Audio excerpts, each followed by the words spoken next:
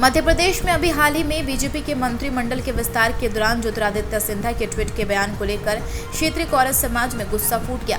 विस्तार से जानकारी देने के लिए बता दें कि बीते रोज ज्योतिरादित्य सिंधिया ने कांग्रेस के खिलाफ ट्वीट कर कौरव समाज का उदाहरण देते हुए कहा कि कमलनाथ सरकार की कौरव सेना ने गरीबों को लूटने का कार्य किया और जिन कौरवों ने गरीब जनता को लूटने का कार्य किया उन्हें उपचुनाव में सबक सिखाया जाएगा। भिंड के दबोच से सुधांशु मुखदिल की रिपोर्ट। आपसे हमारा सवाल रहेगा कि अभी 2 दिन पूर्व सिंधिया जी ने ट्वीट पर जो कौरव समाज को लेकर के बयान दिया है उसको लेकर के क्या कहना चाहेंगे आप? हम तो उसमें यही कहना चाहेंगे कि हमारी जागती मंच ने अभी एक मीटिंग ली है जी। जब हम लोगों को पता चला कि सिंधिया जी ने बोला है कि कौरव समाज ने पैसा ऐसा है जी, तो हमें सिंधिया जी ये बताएं कि इतिहास रहा है कौरवों का जी कौन किस महापुरुष ने दुर्योधन से लेके आज तक जी ऐसा कौन सा महापुरुष है, किस व्यक्ति ने पैसा लूटा है? कम से कम कौरव समाज को इतनी बड़ी क्षति क्यों देते हैं? या तो वो वहां से उस काल से आज तक इतना बड़ा इतिहास रहा है कौरवों का, ये बताएं। और नहीं अन्यथा ऐसे बयान न दें, न हम लोगों को कौरव को महाभारत से लेके उदाहरण भी न दें। सिंधिया जी अपितु सिंधिया जी अकेले नहीं, कोई भी पार्टी का नेता जब भी देखो हम लोगों का उदाहरण देते हैं कौरवों का। अरे तो कम से कम ये स्पष्ट तो करें, हम ये चाहते हैं। आगामी क्या रहेगा आपका आगे चल के? क्या आप यदि उन्होंने जो शब्द वापस नहीं लिए तो आगे क्या आंदोलन करने का आपका क्या रहेगा? समाज द्वारा क्या कदम उठाएंगे आप? अभी हम लोग अभी बैठक कर रहे हैं जी, आगे भी बृहद बैठक होगी तो हम लोग तब निर्णय लेंगे। वैसे तो ये हम लोगों ने कुछ वरिष्ठ लोगों ने मुझे बता दिया है कि हम बहिष्कार करेंगे चुनाव का। तो क्या पूरी समाज इस बहिष्कार को लेकर के नाराज है? जी, तो आगामी चुनाव भी आने वाले हैं और आगामी चुनाव में इसका खामियाना क्या पार्टी को भुगतना पड़ेगा। कितने गांव हैं जो प्रभावित होंगे चुनाव में? हमारे इधर बुंदेलखंड के 45 गांव यहाँ पे हैं जी, और हम यहाँ पे 12 गाँव हैं गोवा तहसील में जी। सब लोगों से बात हुई है जी, एक राय हो गई जी, ये निर्णय लिया गया है कि चुनाव का हम लोग बहिष्कार करेंगे।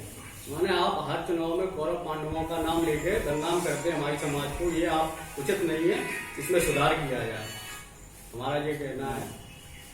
और इतिहास भाई साहब को एक क्वेश्चन ही में ज्योतिरादित्य सिंधिया द्वारा जो ट्वीट पर कौरव समाज को लेकर के टिप्पणी की गई उसको लेकर के 2 दिन पूर्व आपने पुतला दहन किया था जी। क्या उद्देश्य था उसका? उद्देश्य कुछ नहीं है, उद्देश्य इतना सा था कि कौरव समाज को उनके ट्वीट से आहत हुई है, क्षति हुई है, समाज की गरिमा को उन्हें धूमिल किया है, हम लोगों को बुरा लगा, अपमान है हमारा सारे समाज का, इसलिए मैंने उनका पुतला दहन किया। उसमें ट्वीट में उन्होंने ये कौरव समाज को लेकर के क्या टिप्पणी की थी, क्या था उसका मतलब? उन्होंने कहा है कि जिन कौरवों ने जनता का पैसा लूटा है जी, उन्हें व्यक्तिगत समाज को उन्होंने संकेत दिया है, समाज कौरव समाज को लेकर कौरव समाज का दिया है जी। भाई कांग्रेस पार्टी का अगर वो देते, उनके सामने कमलनाथ जी हैं, उनका अगर वो देते, उनके विधायकों का देते, कांग्रेस पार्टी के जो विधायक हैं उनका देते, कांग्रेस पार्टी का देते, भाई कौरव समाज ने क्या बिगाड़ा है उनका? जब जब उन्होंने चुनाव लड़ा है कौरव समाज ने हर वक्त साथ दिया है। आगे कुछ समय बाद उपचुनाव सामने है और आपकी समाज के कुछ गांव उपचुनाव के अंतर्गत विधानसभा हमारे तो क्या रणनीति रहेगी आप? कुछ रणनीति नहीं है, हमारी समाज ने सबने इकट्ठा होकर गोहद में मीटिंग लगाई। गोहद तहसील में कुछ गांव है, वहां तो हम बहिष्कार कर रहे हैं गोहद में, तो बहिष्कार करेंगे चुनाव का। आगामी चुनाव में क्या कांग्रेस का दामन थामेगी आपकी समाज? देखो ये बात सामाजिक है, राजनीतिक नहीं है जी। इसमें ना कांग्रेस से हमें कोई लेना देना है, ना भारतीय जनता पार्टी से लेना देना है, चूंकि विकल्प हर व्यक्ति खोजता है, समझ रहे आप जी? विकल्प हर व्यक्ति खोजता है। हमें चुनाव का बहिष्कार ही करना है तो हमें किसी का साथ क्यों लेना है? तो आगे क्या रणनीति है, आगे क्या करेंगे आप? इस चुनाव का बहिष्कार करेंगे गोद में, तो ये तय होगा समाज में, पूरे समाज का तय हो गया है कि गोहद विधानसभा में चुनाव का बहिष्कार करेंगे।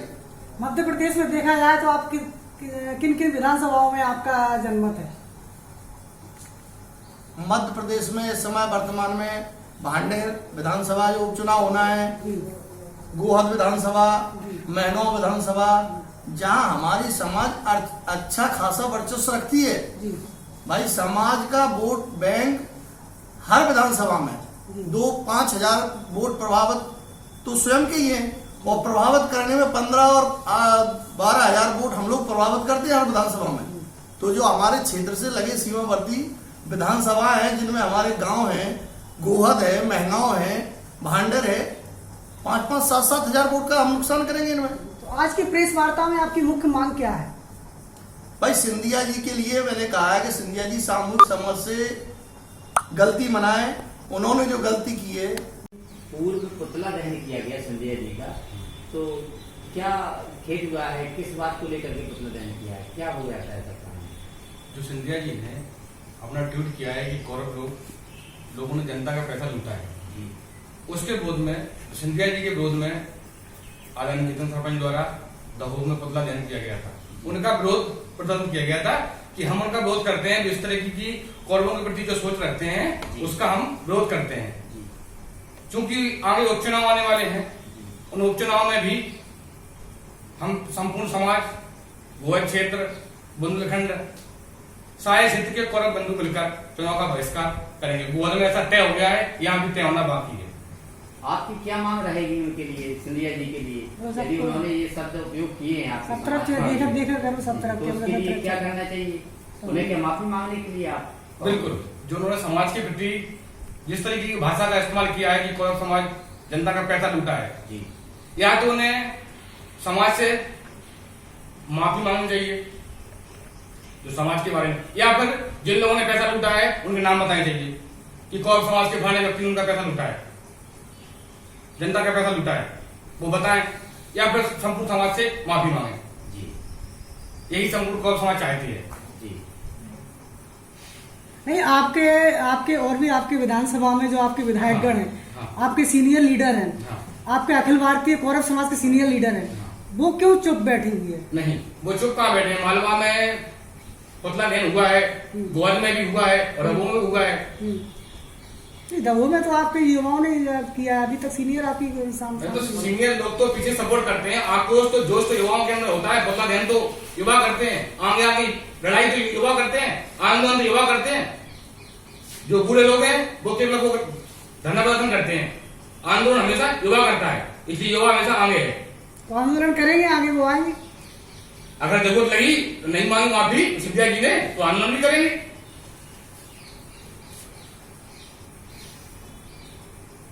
उनके मुखारबिंद से ऐसे अपमानजनक शब्द किसी भी समाज के लिए आहत भरे, ये चिंता का विषय है। उन्हें सोच समझ के बोलना चाहिए। नहीं, यदि उन्होंने माफी नहीं मांगी तो तब क्या करेंगे आप? माफी नहीं मांगी तो गोवा विधानसभा में तो हम कह ही चुके हैं, वहां हमारी समाज ने चुनाव का बहिष्कार स्वीकार किया है, बैठ के मीटिंग हो चुकी है, गोवा में तो बहिष्कार करेंगे। और आगामी हमारी मीटिंगें हर जगह चल रही हैं, समाज से बातचीत चल रही है। आगे क्या व्यापक रूप होगा, समाज संगठित होकर ये निर्णय देगा। हम लोग उस समाज के नक्शे कदम पर आगे बढ़ेंगे। और कोई सवाल?